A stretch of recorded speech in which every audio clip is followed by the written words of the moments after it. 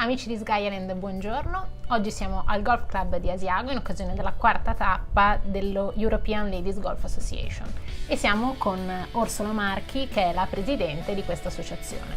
Orsola, benvenuta, buongiorno. Grazie, buongiorno a te Giulia. E allora la prima domanda sorge spontanea: come hai creato questa associazione e perché?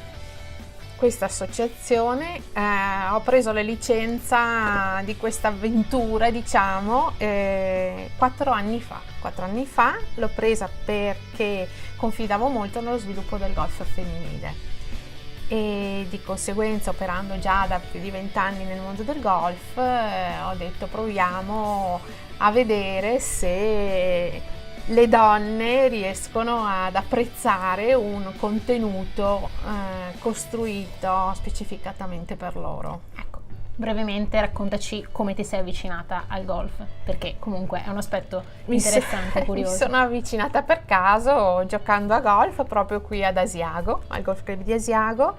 Mi è piaciuto perché il golf è così, o ti prende subito oppure lo metti da parte e è come un virus, dicono che è come un virus. E quindi ho cominciato così e poi ho cambiato lavoro ed è stato un percorso proprio nel mondo del golf a livello commerciale e da lì poi 4 anni fa ho preso la licenza di questa associazione, che è la più grande associazione dilettantistica femminile al mondo, ed ho fondato la filiale europea, con la speranza poi di allargarlo ad altri stati europei e quindi coinvolgere altre giocatrici dilettanti e speriamo anche professionisti. Il bello di far parte di questa associazione qual è? Intanto la prima cosa è quella del gioco per diletto, del gioco per divertirsi, per stare bene, per viaggiare, per apprezzare anche i contenuti che noi,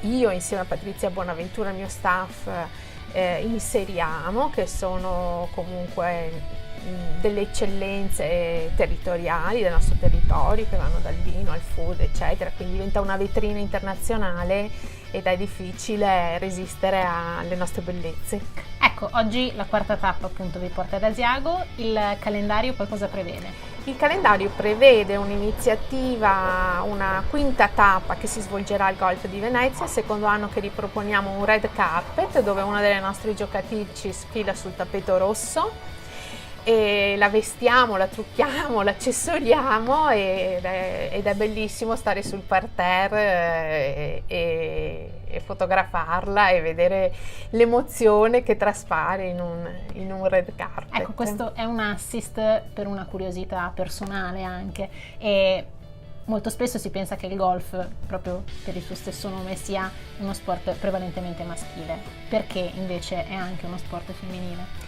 Perché le donne hanno preso un po' possesso del loro tempo libero e una volta che i bimbi crescono, oppure anche per ragioni di cuore alle volte, e a questo punto trovano il loro spazio, se ne appropriano e dicono che bello venire a giocare a golf, che bello che è il contesto e che bella che è la compagnia.